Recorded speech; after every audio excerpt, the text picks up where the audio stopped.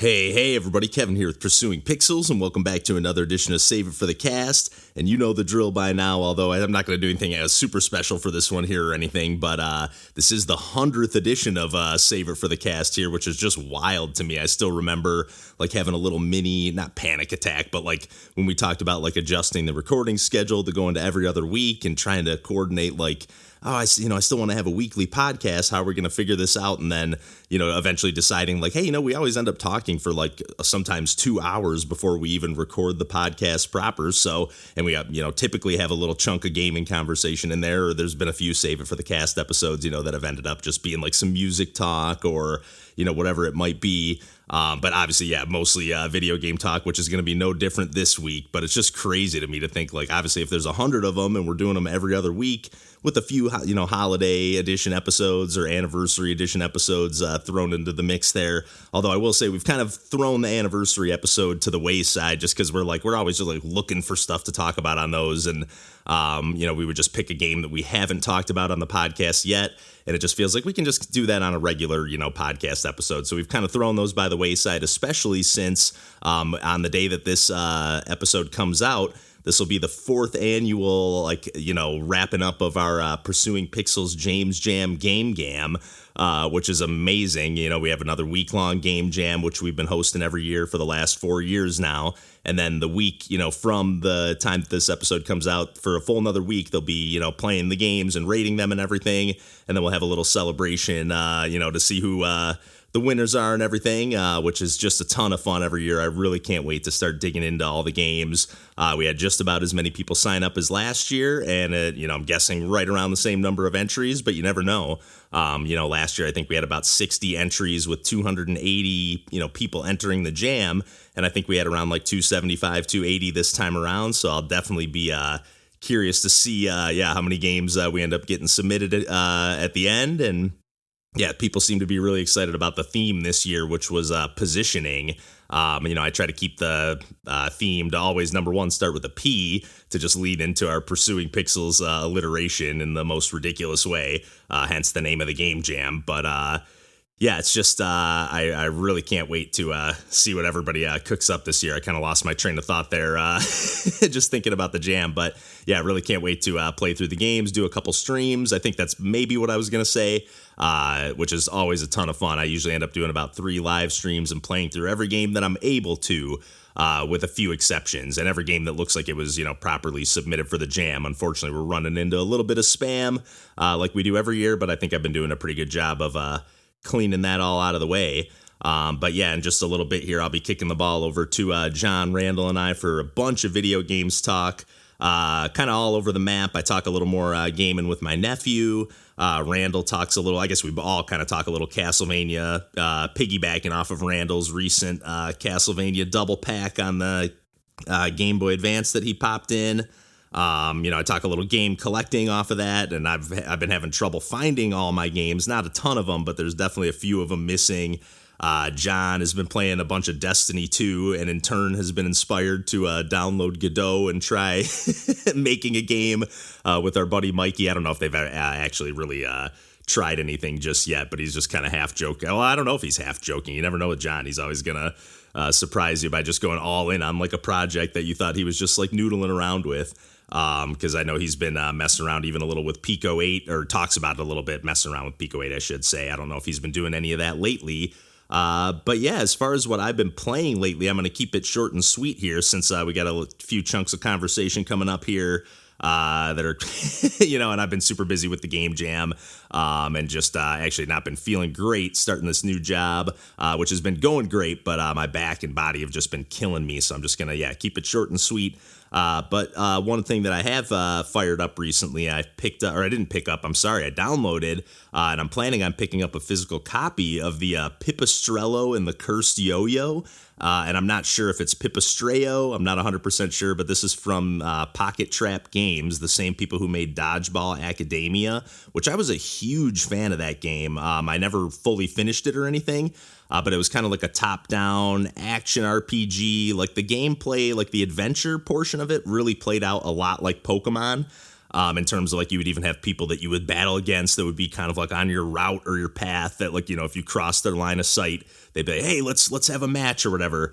But the not the turn-based battles, but like the combat in the game, which takes place of like the traditional turn-based battles in Pokemon or like a JRPG or whatever, are actually just like action dodgeball matches, and each character has like their own special abilities, and it plays pretty similarly, obviously with some souped up mechanics and whatnot, to like the classic dodgeball game on NES or from the River City Ransom team. I think that's who made that game anyways, based on the fact that the characters look basically identical. But yeah, the team that made that Dodgeball Academia, not to get totally sidetracked on that, made this new game, Pipistrello and the Cursed Yo-Yo, which does have a physical release on Switch, so I'm planning on scooping that up after checking out the demo here. This is another game where I've mentioned before, some of these demos will come out, and obviously it's just like the opening portion of a game or whatever, but I really love when, for example, in this demo, where they give you like 3 little slices of life to pick from. The first one seems like it's probably the very opening of the game, maybe with like a little, opening cutscene or something trimmed out so that you just get right into the action. And then there's a second stage that you can play, which I didn't even really try because I was just like, okay, I'm already into this, which says like, okay, this is like a medium or a hard stage. And then there's like a boss stage that you can play as well. So it gives you like a little slice of like a few different elements of the game, or at least like, the early goings of the game, and then seeing how things shape up a little, halfway through or wherever that second point in the game is. I don't think it's quite that far, but it definitely like, you have unlocked a ton of like abilities at that point that you can equip. So it's like, it definitely is like, putting you into a spot that's quite a bit, further into the game, at least I would imagine. So that you can get a little taste of more than just the basic mechanics, which is a really cool way to show off a demo, especially if you know that, like, hey, the early going's fun and everything, but, like, there's definitely way more, to this game, which, again, I didn't even play any of the stuff later because I just right away was like, yep, this is right up my alley. It's a, top-down action puzzle adventure in the vein of Legend of Zelda, but it also has a little bit of platforming going for it as well, because you can jump, which I always love that for whatever reason, just being able to jump in a top-down game. Sometimes it doesn't always work great, especially if it's like an isometric view, but when it's like this traditional top-down view, it's pretty great. And then you obviously have this yo-yo as your main weapon that right at the beginning of the game, your like auntie or auntie, however you want to pronounce it, gets like sucked into the yo-yo because you try to, rescue them in the middle of like a, opening kind of cutscene or after the opening little bit that you play. And the yo-yo and the auntie just get like fused together, but then it becomes more powerful. So not only can you just, throw your yo-yo kind of like a regular weapon, a tethered sword or whatever, if you will, but then you can also like hold down one of the shoulder buttons. This is one of the first abilities that you learn, and then you can throw the yo-yo. So you'll quickly realize that like, okay, there's some 45-degree angled walls that you can throw the yo-yo against and bank them almost like pinball bumpers against, and have it either take out some enemies or trigger a switch, further down a corridor that you can't reach otherwise, to build a bridge for you to walk across or something like that. And it's just, there's been some really cool puzzles so far. And the yo-yo obviously can like, if you're on the ledge of a platform and there's some water, which you can't go in, or a pit or whatever, but there's like a key that you can, you can't reach it, but you can't jump there and make it, but you can, throw your yo-yo over there and grab it, or you can even throw your yo-yo, and untether it, like I was saying, and have it like bank across the wall, go all the way across the screen, and as long as it comes back to you and, doesn't land in the water or down a pit or something, like you can grab something that's like totally across the screen, which obviously it's like, designed to be grabbed that way. But it's just really, really cool. Even the way you can like just fully extend your yo-yo when you're banking it off those walls and like hit enemies that are, again, all the way on the other side of the screen. And it's got very much like a Game Boy Advance inspired art style, and just everything about it. Just even when you like, if you wait too long to touch a button on the title screen, it like zooms out, and they like invented this fake like handheld system that it's just like kind of 3D rotating around on the screen with like, kind of almost making it look like this is what you're actually playing on. We're just zoomed in on the full screen TV or whatever here. But it's just a cool little touch, that a game that seems to be made with a ton of love, and from a team that I really liked their previous work. So I'm really curious to fire this one up and scoop up the physical copy eventually. And then speaking of physical copies, just real quick, and actually just speaking of games that have their demo broken up in the same way, I finally popped in my physical copy of BAKERU, Have no idea if I'm pronouncing that right, but it's a 3D platformer from Good Feel, and it's just so charming and so action-packed. And again, like the demo for this one had the same thing. Like I think you could watch like the opening cutscene, and then it had 3 different stages you could pick from. And this game has like levels of all different variety. Like in the opening bits here, I played. Obviously, most of the stages are just like 3D traditional platformer with pretty open-ended large stages with a ton of collectibles to find and everything like that. And then there's also like they'll throw like the first kind of like twist stage that I've done is like this kind of like kart racing stage. And I remember in the demo there was almost like a shoot 'em up stage, like Star Fox style, like a little more dumbed down than that. Like this one feels very Mario Kart, but obviously it's not a full blown Mario Kart game within this other 3D platformer. But for what it is, a lot of times these like spin-off mini game kind of modes or challenges or whatever in a game can definitely feel a little bit janky, and that's not been the case with this so far. Again, only having played the one in the real game and the one in the demo, but and then back to the just regular 3D traditional platforming stages, apart from them being a little bit like large and open-ended, which leads them to be like feel a little empty in certain parts of them. But at the same time, you're trying to find like these 3 hidden like trivia, or I'm sorry, 5 hidden trivia nuggets on each stage, and then there's like 3 like gachapon collectibles, and your main attack is like the one thing that kind of separates this game or sets it apart is that you're using like the shoulder buttons to attack, both left and right. And not the actual triggers, but like the bumpers, because those are like you're basically like a drummer, and you play. Each one is like your left hand or right hand, and like if you get into a good rhythm with it, going alternating between left and right, you'll kind of like chain in between enemies really quickly, and just like automatically do combos and stuff like that if you get the timing down, or you can hold it down, charge it up, do a big smash hit that does double or triple damage. But it's just oozing with charm. It's just so cool to play. I said this before when I talked about it briefly for the demo, but it's so cool to play a game from Good Feel that isn't a first-party Nintendo game. Not that I haven't loved most of the stuff that I've played from them, or all the stuff that I've played from them. I just haven't played all of their games. But it's just, really cool to see them like flexing their muscle with their own IP or whatever, if you will. I'm pretty sure I don't think it's based on anything.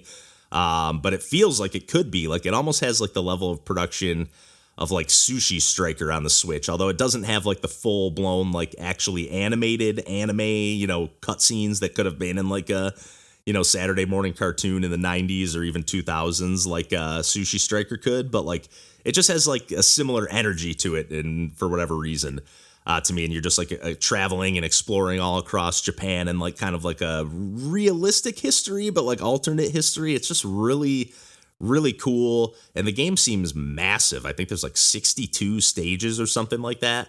And the stages, like I said, are huge. Like I'm just having a blast with this game. I think it's a real gem. It does run a little bit choppy on the Switch. I only really notice the frame rate when I'm like rotating the camera while I'm running around. So there is part of me that's like, I'm hoping they either get a free Switch 2 patch or a little Switch 2 upgrade or something like that. Or I might even end up scooping this up on a different platform on sale down the road. That stuff usually doesn't bother me too much, but it was like noticeable to where it's like, it's such a good looking and energetic and vibrant game that I'm like, I kind of wish it was coming through a little more clearly, but yeah, at the risk of just running on too long here for the intro, because we do have quite a bit of conversation coming up in a few different chunks. And yeah, I got to get to wrapping up this Game Jam stuff, keeping an eye on everything on the last day here. I'm recording this on Sunday before the jam wraps up at midnight tonight. So yeah, just really can't wait to see what everybody puts together once again this year. Like I said, you can catch me all week long streaming. I'll probably aim for the weekend, but we'll see. And yeah, can't wait to dig through those games, and yeah, until next week, we'll catch you then, and take care, and I'll kick the ball over to John, Randall, and I here. Take care, everybody.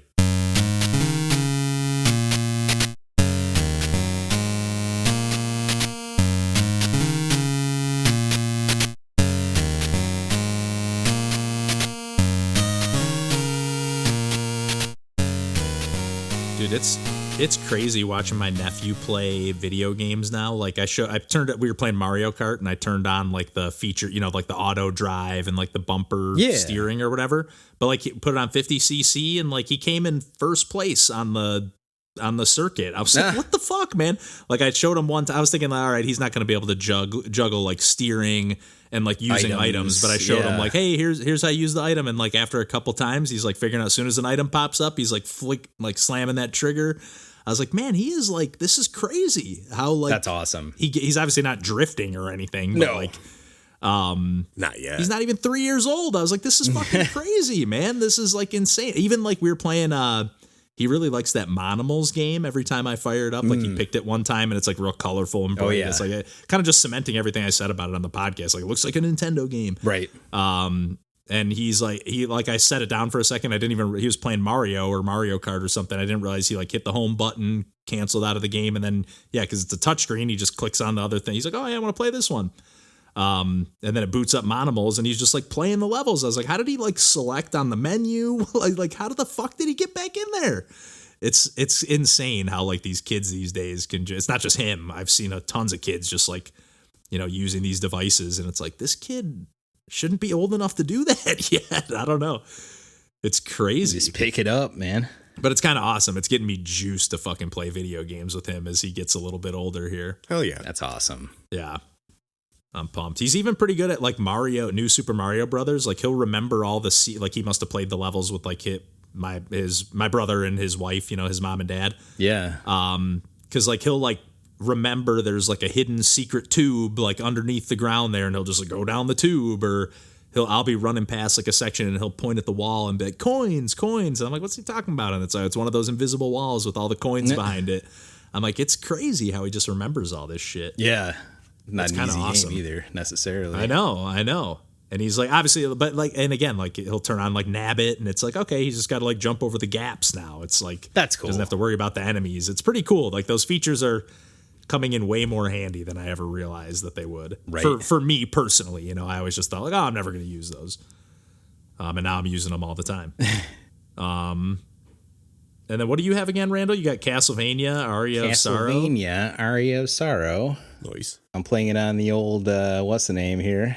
And analog packet. Yeah, the packet.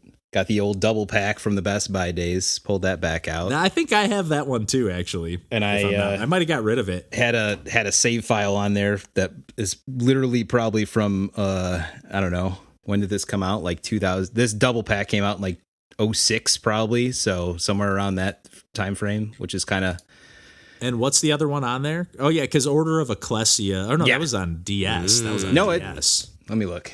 It was DS. Ecclesia's DS. That was like the third. Dawn of Sorrow is DS. Aria of Sorrow is GBA. And Portrait of Ruin. Portrait of Suin is on DS. Forgot about that. But yeah, the three of them are Ecclesia, Dawn of Sorrow, and Portrait of Ruin. I'm surprised that when I was going through my game collection and like catalog and everything on that spreadsheet, I was surprised I had all three of those games. They're good games. I don't really remember buying all those. Still ticked. I know there's got to be a few games that are in like another box somewhere that I just never unpacked because I can't find like Mario Kart Double Dash. Yeah. There's like just a handful of games that I'm like, I know I have this game or had it, but there's definitely some I know I sold. I know. Yeah. I know. I even almost bought. They had a copy of Pikmin 2, which I only ever had the Player's Choice version, and Randall had talked me into like, oh, if you have any of the greatest hits Player's Choice, you got to get rid of those, man. Get that shit out of so here. I sold. So I don't have like my GameCube collections. Kind of sucks, man. I don't have Mario Sunshine. I don't have Pikmin 2. No, Mario Sunshine's great.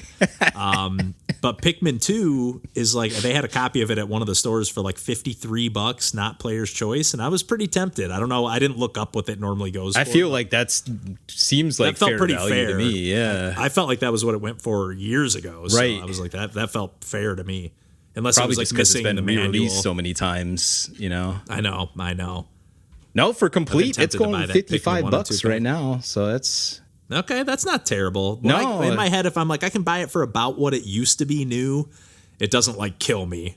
Yeah, it's out over 100 especially before. When it's still got the box. I think just because it's re-released so many times since now, that's probably really pushed the price back down. Yeah, although sometimes that has the opposite effect. Yeah. Like it piques people's interest and they're like, no, I gotta have the whole collection of every release ever in every region. No. So the double pack has Harmony of Dissonance and Aria of Sorrow. Okay. Okay. And it came out in the beginning of 2006. Are those the only 2 GBA ones? No, there's the first one, Circle of the Moon. Circle of the Moon, that's right. All right, so should we do Castlevania after Glyphica, or should... Yeah. I could do it either order on my end. I'll probably be piping up more in that one. Oh, that makes sense. Yep. I'm juiced. I did another Paper Mario stream today. Nice. Or I shouldn't say another. Are you saving right? it for the cast? What's that? Is the game picking up, or are you saving it for the cast? I can talk about it here for just a quick second, but yeah, I'm just juiced. I streamed some of it because I played about maybe 2 hours of it before I streamed, and then I was just like, I've been trying to like force myself to do streams where I'm not like not necessarily. I think I said this before, but like not. I usually try to do a stream thinking like, okay, I'm gonna play X game or XYZ and like make them into videos later. But like sometimes I'm just gonna be like, hey, I'm not gonna turn this into a video. I'm just gonna fire it on and stream and like not care about if I'm like like on, you know what I mean? Like be like a little more like laid back and like not talking the whole time. And so that's what I did today. I was just like, or like not caring that like sometimes I'll like, oh, I want to get the very beginning of the game and like get the whole intro. And then I'm like, so what? I'm just going to start where I'm at. You know, I've already like got the opening bits out of the way and like just jump into it on a stream, and who cares? Like nobody's ever there right when I start the fucking stream anyways. So keep it chill.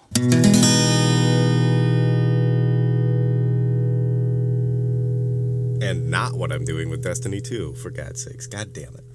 I can't believe I'm playing a game that makes me this mad, like, every single day. Like, I downloaded Godot to, like, learn how to make a game, because I'm like, I'm so fucking pissed at Destiny 2. I need to make a game better than Destiny. I need to make a better Destiny 2, and, like... in Godot. Yeah, I don't know. I mean, I'm going to make a garbage thing that doesn't work and is, like, unfinished, and then I'll put it onto an itch page and say, there you go. That was... Dude, just the fact that you have motivation to tackle something like that or attempt it while you're also playing in 5 bands and... See, you know what I mean? It's crazy. The nice thing about, like, Godot in particular was that, like, already, like, it's got such a huge infrastructure of, like, people, like, in the same, like, Unity, like, free assets, all of the major things. Like, I just looked up, how do you make a third-person shooter? And, like, found, like, 6 tutorials that all, like, shows, like, here are all of the open source, like, running animations, like, gun physics, like, all of this already exists. Like, you don't have to create it from scratch. And then, like... Right, then I can just tweak the parameters. I'm hoping that, like, me putting together an amalgamation horror of, like, free assets that then I can use is like, all right, now how do I turn this into something that's, like, I created, as opposed to just using the assets mashed together. And hey, just in time for the Game Jam. It's I'm not even going to be able to get a fucking title screen before the Game Jam's done. That is how. Oh my god! I got to, like, when I was starting Pico 8, like, I got it to, like, print a color on the screen and, like, switch between all black and all that color, and I was like, I don't understand how to do anything else. I know. I was trying to animate like a sunflower in Pico 8, and I was just like, I can't even get this thing to populate on the fucking screen. Yeah. Like I'm like kind of drawing it. It kind of looks okay. And then you look at... I was just like, what's the easiest thing I can draw? I was like, well, if I had just a black dot in the middle and then, you know, a sunflower around it. Looking at any of the code of any... like, it's something like Alpine Alpaca, and I was like, oh, maybe I'll, like, get some tips from, like, looking at what the code of this game looks... And it's unintelligible. Like, you can't even tell. I thought the same thing. I was like, oh, Pico 8's so awesome. I'll just take a peek at somebody else's game and then I'll make my own version of it. And then I was like, I took a peek at somebody else's game and then I was like, well, I guess I'm never going to make a video game. Yeah. Pico 8 runs on an easy to understand programming language called Lua. It's not that. Okay, interesting. So that's the thing, is, like, when you're following a tutorial, it's using...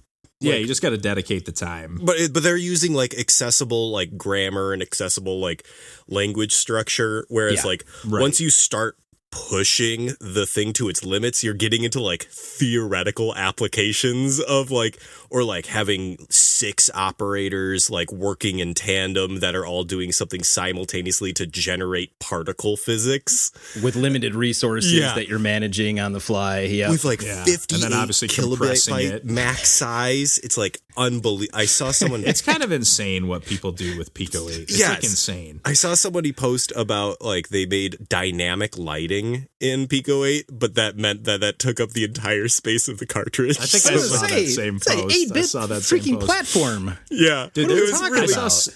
It was really cool, but it was just like, oh, when I walk behind this wall, I can't see because the candle is on the other side of the wall. And I was like, somebody's that's cool. working on this game that's like in full 3D, like it's like mostly cutscenes and like I think like kind of quick time event sort of stuff, but like it's like this, hero with a sword kind of adventure, fantasy thing. But I was still like the cutscenes. I mean, they're super janky and whatever, but it's like. This is like, PS1 polygon cutscenes like in a Pico 8 game. More primitive than that even, obviously, but like it was insane. It's like it looked better than Star Fox. I mean, in terms of like the polygons. I'm still thinking like in terms of like making something like a N64 game, like making something small, like making something that needs pop-up and fog for like generating the level, because I think so many games that are made in that aesthetic but on modern architecture or modern engines take for granted how like much space you have. So it's like, oh yeah, we're using lossless audio. We're using just like we are loading the entire level at the beginning of like the game, and like the game is 5 gigs in size. I'm like, that's insane. Like, yeah. I want the smaller game that would fit on an N64 cartridge. Like that is the level of like the Pico 8 is too constricting, but like having no constriction is overwhelming. Yeah, and I feel like that's part of the reason why a lot of these like newer games that are just like a simple, I shouldn't say simple, that sounds like it's like diminishing it or whatever, but like a small little indie game like that shouldn't be taxing my Switch and making it run all janky. It's because the code isn't optimized, and that's like all it boils down to. It's like but making efficient code is really fucking hard. Very hard. Yeah, they need what's the name of that studio? Why am I drawing a blank on their name? Micro Mages. What's their name? Oh, yeah, Morphcat. Morphcat. I knew it had cat in the name. I was going to say like Zap Cat or something. But freaking Maestros. You need people like them to like optimize your code because it's an art. That's just insane. It is seeing it's elegant art in math. Intersection. So nice. Yeah, it really is. Yeah, it's awesome. Have you guys seen another tangent, but based on something Kevin said? Have you guys ever seen Dragon's Lair running on Game Boy Color? No. Do y'all know what Dragon's Lair is? I know the game. Yeah. Is it an actual like they ported it like official release, or did somebody just do it like homebrew style? Dropped it there. Let's see. I can. Love when a video pops up on YouTube in a fucking square. Oh, that's such a sick. Oh, is this official? Yes. I was going to say that Digital Eclipse. I didn't know if somebody put that in there. Oh my god. I mean, yeah, like this is Game Boy Color. Think about how that one was a little rough. Some of these are good. Wait till it moves. Not. Think about how that would have actually looked on a dim. Like it's so sad. Like look at how vibrant this looks. And look at this thing move. This is Game Boy fucking Color. Yo, God, the amount of effort they would have had to animate every single to one make of these. this work. Yes, scene by scene recreation on an 8-bit platform. That's wild. I've never played this game. Beautiful, man. Oh, God. Like just the ambition. The quick time event. The game. Yeah. Yes, this is like Prince of Persia meets QuickTime events. This is insane. I know. Yo, that wobbling platform is nuts. God, like the little theme that like plays when you do a good. God, this is just a good Let's Play video. You got to post this in the Discord. Yeah, and like it's you can play through it in less than 10 minutes. It's so good. It's unbelievable. It's funny because this game was always pretty much just this, anyways. It's just like spectacle. It was all about pushing the limits and pushing the boundaries of what you can do with animation in a video game. And it's like this is basically just doing the same thing, just on a new platform. It's kind of cool.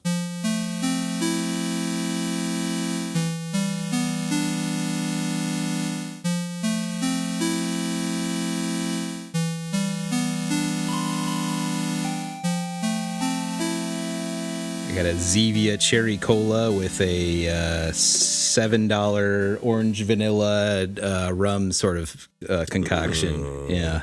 $7 rum For whatever the bottle size is. I don't fucking know. It's one of the biggie ones. Yeah. Okay. No, I mean it's just the liquor. They just put the orange in there, and I don't know. Is it like a pint, like just a little single pint, or it's like a full bottle? Full bottle, whatever the size is. I don't know. Oh man, wine bottle size, smaller. Yeah, wine bottle like size. a 750. Yeah, $750 milliliters. Yeah, that's I pretty didn't good. even know you could get. I didn't even know you could get hard liquor for under $10. There's like a store over by me that like constantly has like they bought crates of shit that other people didn't want or whatever, and they sell it. I don't understand. Like I think there's even in Michigan, and maybe it's true in Illinois too, where there's like laws against selling liquor under a certain price point or whatever. I think there are. Yeah, I don't know. They keep selling it for like $6.99, and I keep buying it, and it's alcohol. Hey. I don't know. Sometimes that's all you need. Yeah.